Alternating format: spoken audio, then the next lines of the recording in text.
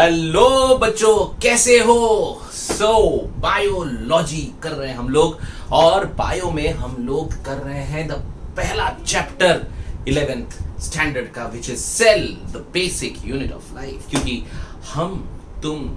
हम सब बने हुए हैं एक छोटे से सेल से, और वही सेल जो डिवाइड करते करते टिश्यूज बनाता है, वहां से ऑर्गन बनता है, वहां से ऑर्गन सिस्टम बनता है, और वहीं से बनता है एक ऑर्गेनिज्म। तो चलो देखते हैं अब तक हम लोगों ने क्या पढ़ा है। फटाफट हम लोगों ने प्रोकैरियोटिक पूरा पढ़ लिया है। जो लोग मेरा वीडियो पहली बार यहां देख रहे हैं, आप लोग जाओ और आप लोग इसके पहले वाले वीडियोस देखो जहां पे मैंने प्रोकैरियोटिक सेल पूरा पढ़ाया है।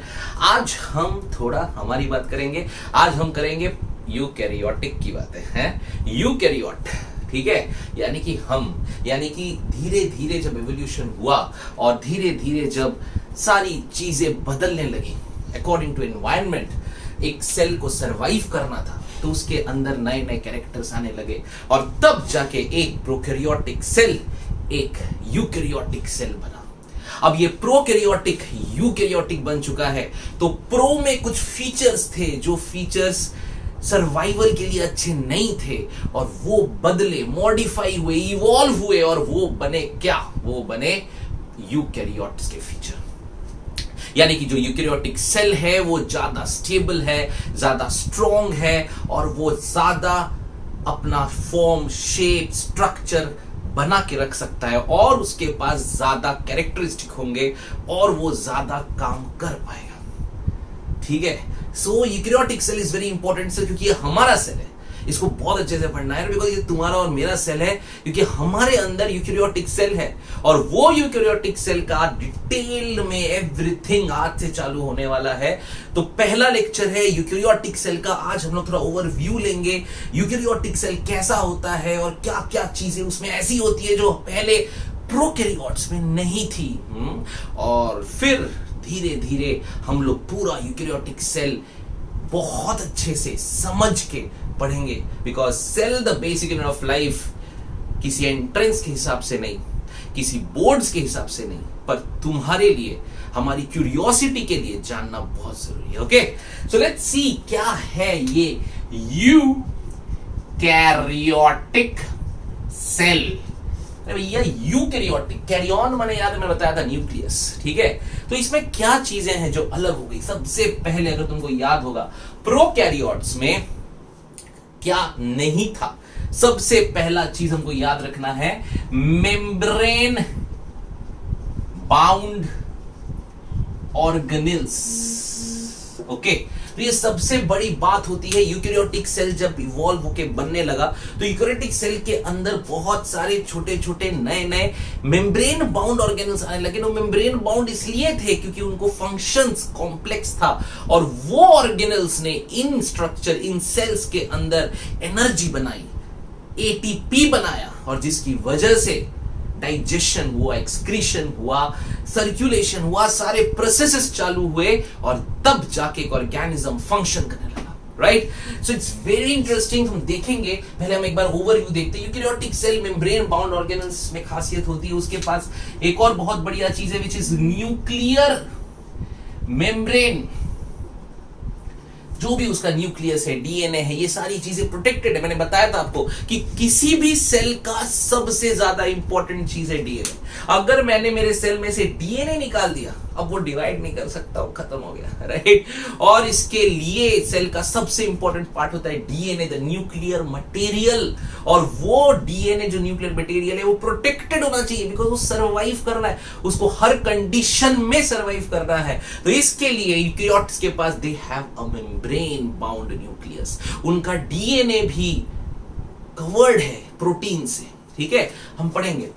सो ये बेसिक जो मेजर 2 पॉइंट पाया जाता है यूकैरियोटिक सेल्स में। अब आते हैं यूकैरियोटिक सेल में कौन कौन आता है? डेफिनेटली कौन आएगा? प्लांट्स। यूकैरियोट्स में we will get plants and we will get animals and definitely some algae, और वी कैन से प्रोटिस्ट्स। तो ये मेजर 3 ग्रुप हमको समझ में आने चाहिए, प्लांट्स, एनिमल, एल्गे, फंगाई। इन सब के पास क्या है? यूकेरियोटिक सेल, क्योंकि ये इवॉल्व हो चुके हैं, अब ये सरवाइव कर सकते हैं और बहुत अच्छे से सरवाइव कर सकते हैं और ऐसे फंक्शन और कैरेक्टरिस्टिक कर सकते हैं जो किसी भी प्लैनेट में एक लाइफ का ओरिजिन बन सकता है। सो ये जो यूकेरियोटिक सेल्स हैं, इन सेल्स में सबसे पहले हम देखें कि क्या है। आ जाओ। So we are studying eukaryotic cell. सबसे पहले देखो, सबसे ज्यादा इस अर्थ पे, इस प्लैनेट अर्थ पे जो फैला हुआ है, जो ऑर्गेनिजम्स है या फिर जो लिविंग ऑर्गेनिजम्स फैले हुए हैं, वो 2 ही हैं, एक प्लांट, एक एनिमल। इससे अपर तो किंगडम एनिमेलिया, किंगडम प्लांटे, यह भर भर के फैला हुआ है, यह हर जगह। पहले तो प्लांट बहुत ज्यादा और फिर एनिमल उनसे ज्यादा अब बढ़ते जा रहे हैं और प्लांट को मारते जा रहे हैं, क्योंकि हम चाहते हैं कि हम ही हम हो, पर ये पॉसिबल नहीं है, राइट। सो गाइस, 2 टाइप के सबसे ज्यादा ऑर्गेनिजम्स, प्लांट एंड एनिमल।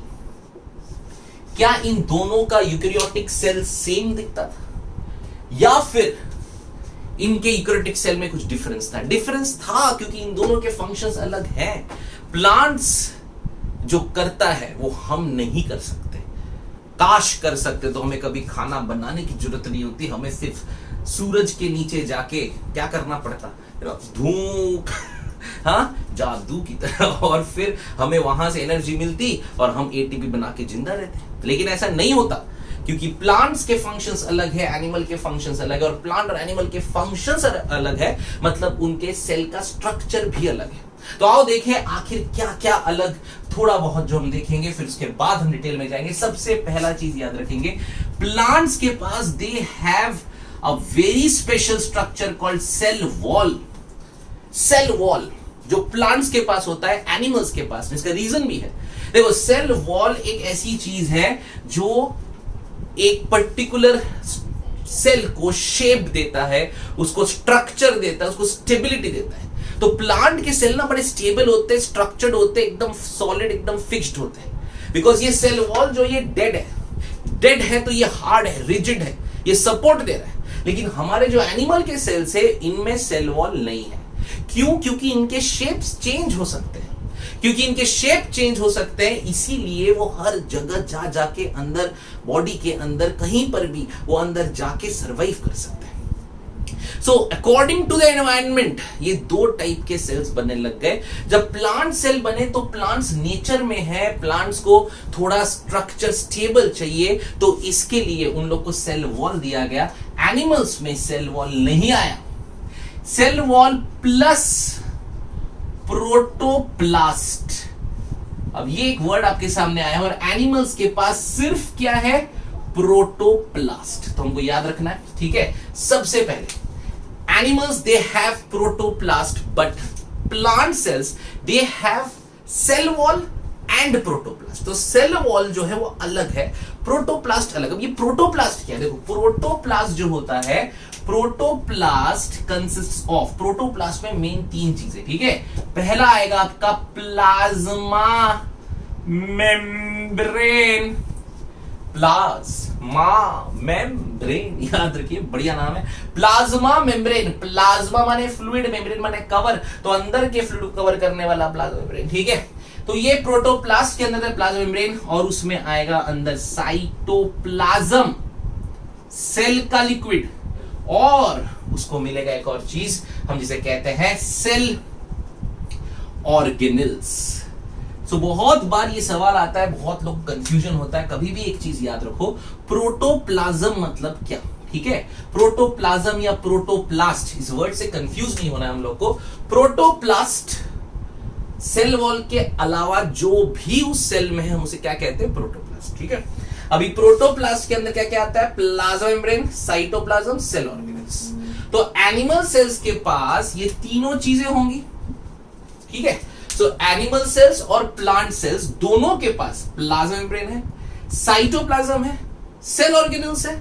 लेकिन प्लांट्स के पास एक एक्स्ट्रा चीज है, उसका नाम क्या है? सेल वॉल, जो उसे क्या देता है? रिजिडिटी, जो उसे क्या देता है? स्ट्रेंथ, उसे क्या देता है? शेप, स्ट्रक्चर, समझ में आ रहा? और एनिमल सेल्स जो होते हैं उनके पास सेल वॉल नहीं है, they have direct plasma membrane, cytoplasm, cell organelles. ठीक है, सो ये जो हमने देखा आपको अच्छे से याद रखना है। In protoplast we have plasma membrane, cytoplasm and cell organelles. ठीक है, सो इन सब की बातें हम करने वाले हैं धीरे धीरे हौले हौले। अच्छा, कुछ चीजें जो मैं बता दूं सबसे पहले कि हम लोग एक बात करें साइटोप्लाज्म की। Plasma membrane definitely will talk in detail. एक अंदर की तरफ बात करते साइटोप्लाज्म। अब हमें पता है कि सेल जो होता है, अगर मान लो मैं जस्ट ऐसी एक बना रहा हूं, ये सेल के अंदर फ्लूइड भरा हुआ है। ठीक है, now the plasma, the fluid is called cytoplasm. ठीक है, साइटो माने सेल, प्लाज्मा माने फ्लूइड। ठीक है, तो व्हाट इज साइटोप्लाज्म? साइटोप्लाज्म हमें याद रखना है। What is cytoplasm? Cytoplasm is the fluid inside the cell, जिसके अंदर ये ऑर्गेनल्स है, न्यूक्लियस है, राइबोसोम, एंडोप्लाज्मिक, सब लोग है। ठीक है, अच्छा, ये जो साइटोप्लाज्म है इसकी कुछ प्रॉपर्टीज है। नंबर 1 याद रखो, सबसे पहला इट इज मूविंग। ठीक है, ये ना अंदर ऐसा गोल गोल गोल घूम रहा है। अब ये बहुत जरूरी, हमने पढ़ा था प्रोकैरियोट में ना वो मूव नहीं करता है, लेकिन यूकैरियोट्स में साइटोप्लाज्म इज मूविंग। अब क्यों मूव करना है? क्योंकि मूव करेगा तो उसका एरेशन अच्छा होगा। वो मूव करेगा तो it can help in transport of material. So इसके लिए, क्योंकि ये कॉम्प्लेक्स, ये बहुत काम करने वाला है, तो इसके लिए इसको घूमते रहना पड़ता है, ताकि मटेरियल को इधर से इधर लेके जाना है, सारी चीजें स्टेबल रखनी है। तो करके जो cytoplasm of eukaryotic cell, it is moving perpetually, भी ये वर्ड यूज किया जाता है, मतलब कंटिन्यूअस मूव करा जा रहा है। और इस चीज को हम लोग बोलते हैं साइटोप्लाज्मिक स्ट्रीमिंग। तो ये वर्ड जरूर याद रखिएगा कि the cytoplasm of eukaryotic cell perpetually moves, okay, and this type of movement is called cytoplasmic streaming, which is very important, okay, for transporting materials and many other things. So cytoplasm जो होता है eukaryotic cell में, वो cytoplasm जो है वो move कर रहा है, and this property is called as cytoplasmic streaming. समझ में आ रहा है? तो this property is called cytoplasmic streaming, and definitely cytoplasmic streaming जो हमने पढ़ा, उसके साथ साइटोप्लाज्म के अंदर क्या है? ऑर्गेनल्स है, which are called cell organelles. And ये ऑर्गेनल्स जो है, ये हम साइटोप्लाज्म में देखो, साइटोप्लाज्म में एक तो ये हो गया, ठीक है, और दूसरा होता है साइटोप्लाज्म के पास क्या रहता है? Cell organelles. ये सेल ऑर्गेनल्स जो है उसके अंदर घूम रहे हैं, मतलब बिकॉज साइटोप्लाज्म के अंदर और साइटोप्लाज्म का जो लिक्विड है वो मूव कर रहा है, तो ये ऑर्गेनल्स भी उसके साथ कभी कभी धीरे धीरे धीरे घूमते हैं, and helps in, again I said, transport of materials and etcetera. Okay, so this is cytoplasm, और ये जो साइटोप्लाज्म स्ट्रीमिंग कर रहा है, ये जो कर रहा है, इसको साइटोप्लाज्मिक मैट्रिक्स कहते हैं। और बेटर आप ऐसा बोल सकते हो कि साइटोप्लाज्म का दो पार्ट है साइटोप्लाज्म के अंदर, एक है साइटोप्लाज्मिक मैट्रिक्स और एक है सेल ऑर्गेनल्स। ठीक है, सो रिमेंबर साइटोप्लाज्म की हम लोग बात कर रहे हैं। Cytoplasm is the fluid of the cell. Okay, in the cytoplasm there are two things. Okay, एक है साइटोप्लाज्मिक मैट्रिक्स। साइटोप्लाज्मिक मैट्रिक्स मतलब जो पार्ट सेल ऑर्गेनल के अलावा है, मतलब मान लो यहाँ पे ऐसा सेल ऑर्गेनल है, ठीक है, यहाँ पे ऐसा सेल ऑर्गेनल है, ठीक है, यहाँ पे ऐसा सेल ऑर्गेनल है। तो ये जो सेल ऑर्गेनल के अलावा, मतलब यहाँ पे हम जो देख रहे हैं ना, ये देखिए, ये जो पूरा दिख रहा है, ये सब साइटोप्लाज्मिक मैट्रिक्स। ठीक है, this is called as cytoplasmic matrix. मैं यहाँ लिख देता हूँ, ठीक है, it is called cytoplasmic matrix. ठीक है, जो मूव कर रहा है, and this property is called cytoplasmic streaming. And इसके अलावा they have what? They have cell organelles. This cytoplasmic matrix मतलब कि वो पार्ट ऑफ साइटोप्लाज्म जो ऑर्गेनल्स के बिना है, हम उसे क्या कहते हैं? इट इज कॉल्ड, अब इसको जैसे प्रोनाउंस करना आप करो, ठीक है, इट्स कॉल्ड एज हायालोप्लाज्म। ठीक है, it depends on you, bio तुम्हारा है, तुम लोग जैसे प्रोनाउंस करना है करो। ठीक है, बस ये प्रॉपर्टी याद रखो, बिकॉज ये कभी कभी नीट में और एंट्रेंसेस में आता है। The cytoplasmic matrix part of cytoplasm is called as hyaloplasm. Hyaloplasm, ठीक है। रिमेंबर साइटोप्लाज्म का दो पार्ट हुआ, cytoplasmic matrix and cell organelles. Cytoplasmic matrix के अंदर क्या है, वो जो घूम रहा है जिसमें सेल ऑर्गेनल्स हम निकाल चुके हैं, नहीं है। तो cytoplasmic matrix is showing what, cytoplasmic streaming, and the cytoplasmic part is called hyaloplasm. बोलो क्या बोलते हैं, हालोप्लाज्म। तो बच्चों याद रखो भैया, नाम बड़े बड़े याद रखना हम लोग को। हालोप्लाज्म, हालोप्लाज्म, हालोप्लाज्म, हालोप्लाज्म। What is hyaloplasm? Hyaloplasm is what? The cytoplasm without the cell organelles is called hyaloplasm. Cool? ठीक है। So ये पार्ट आपको थोड़ा अच्छे से याद रखना है, ठीक है। So this is cytoplasmic matrix, cytoplasmic matrix and definitely हम लोग ने पढ़ा cytoplasmic matrix and cell organelles, ठीक है। Now let's move to the differences between plant cell and animal cell, ठीक है। सो अब तक जो हमने देखा कि बेसिकली यूकैरियोटिक सेल वो सेल्स होते हैं जिन सेल्स के पास स्टेबिलिटी है, they are more evolved, they have more functions, they have more things, okay. So animal cells, plant cells दोनों के पास यूकैरियोटिक सेल है, बट फर्क है बिकॉज एनिमल सेल्स जो होते हैं they have only protoplast, but they have cell wall and protoplast. Cell wall क्या करता है, डेड है, it gives rigidity, it gives support, it gives strength, solidity, shape, structure to the plant cell. जबकि animal cell के पास ये सारी चीजें नहीं है, तो उसके पास सेल वॉल नहीं है, इसके लिए उसका कोई शेप नहीं होता, बहुत हार्ड, रिजिड और परफेक्ट स्टेबल शेप नहीं पाया जाता एनिमल सेल्स में। अच्छा, हमने पढ़ा प्रोटोप्लास्ट, तो प्रोटोप्लास्ट के अंदर क्या क्या चीजें थी बताओ, प्लाज्मा मेम्ब्रेन, वेरी गुड, और क्या था, सेल ऑर्गेनल्स एंड साइटोप्लाज्म, ठीक है।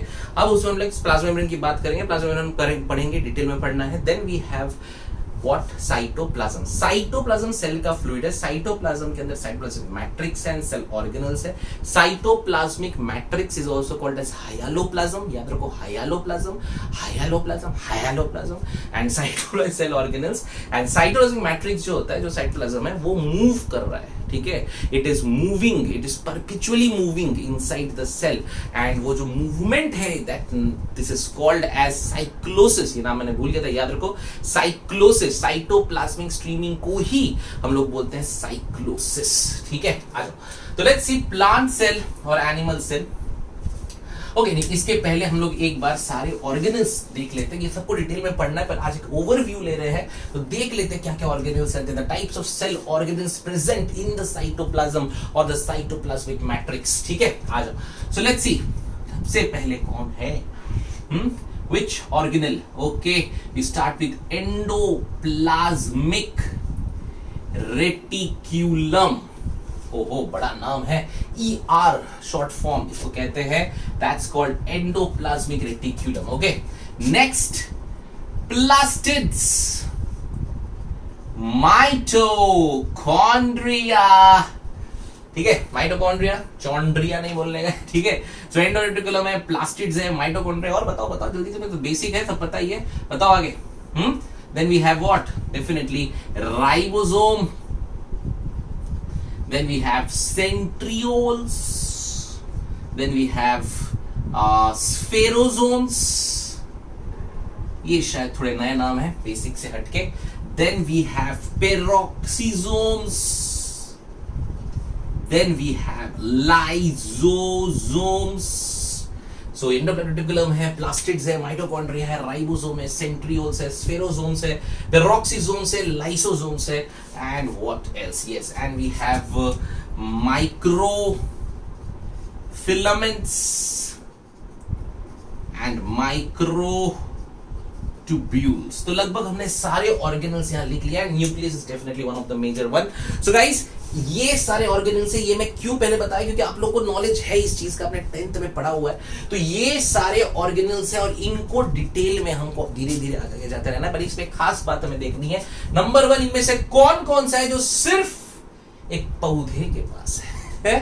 कौन सा है सिर्फ पौधे के पास और तेरे पास नहीं है रे, देखते रे। अच्छा, plastids present only in plant, ठीक है। प्लास्टिड सिर्फ प्लांट में पाया जाएगा, प्लास्टिड ही है वो जिसके पास क्लोरोप्लास्ट है और जिसके थ्रू वो एनर्जी लेके सनलाइट लेके वो क्या करता है, एटीपी बनाता है। तो प्लास्टिड सिर्फ प्लांट के पास है।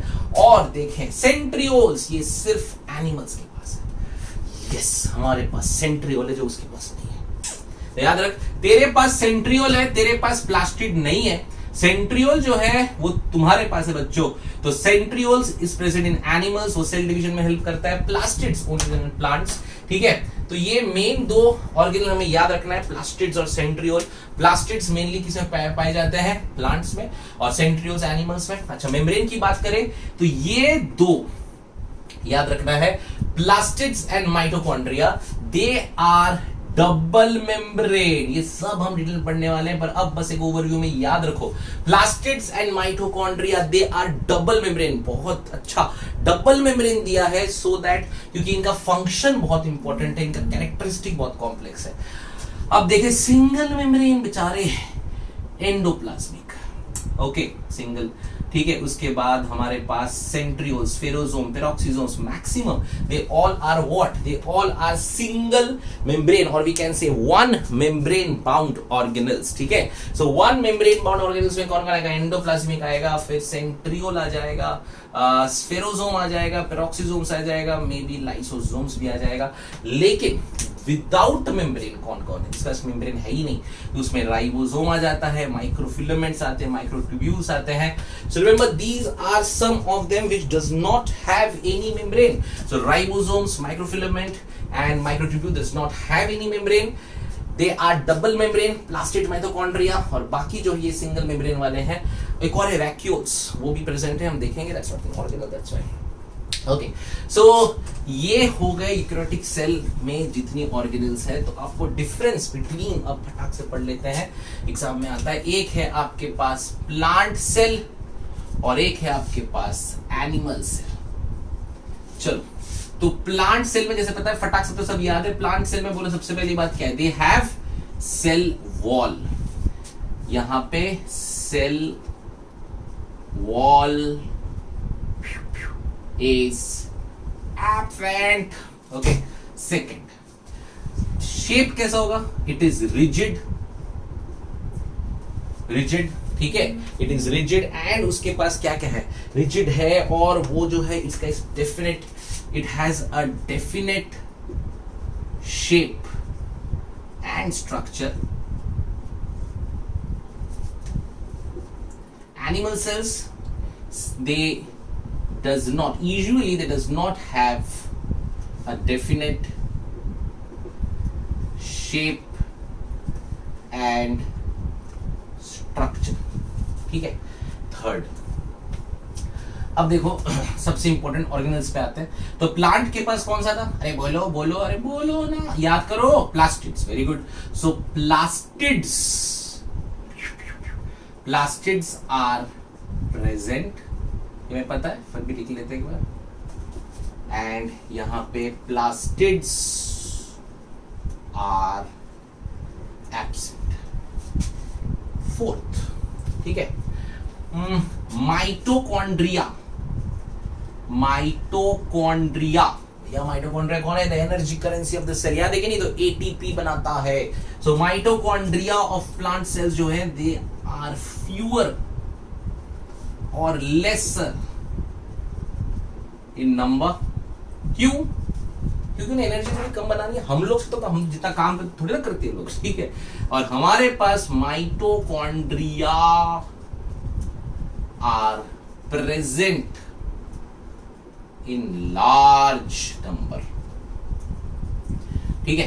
अच्छा, दोनों में से सेल किसका बड़ा है, याद रखना है, plant cell is larger, okay, animal cells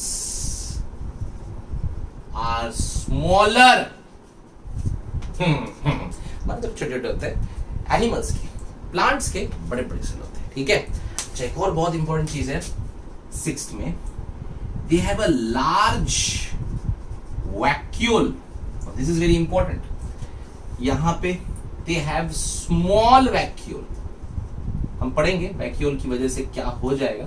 So they have a large vacuole and they have a very small vacuole. Okay. एक और हमने पढ़ा था, if you remember, centrioles are absent and animals में centrioles are present. ठीक है. So these are some of the most important difference between plants and animals. Let me check कोई point छूट गया क्या मेरे से. Okay, so mitochondria are smaller, fewer, and yes, okay, fine. Well, that's great. So guys, तो ये कुछ important difference between है plant cells और animal cells के बीच में. ये सब को हम लोग अब धीरे धीरे नेक्स्ट वीडियो में एक एक टॉपिक को लेके डिटेल में पढ़ेंगे. तो guys, this is eukaryotic cell का एक ओवरव्यू, जहां पे हमने देखा यूकैरियोटिक सेल कैसा दिखता है, क्या होता है, प्लांट्स और एनिमल्स की यूकैरियोटिक सेल्स में क्या क्या डिफरेंस है. ठीक है.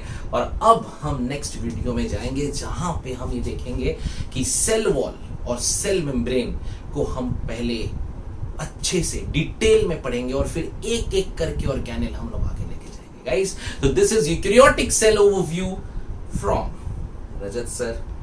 अच्छा लगा वीडियो, समझ में आया तो please like and comment and subscribe. Okay.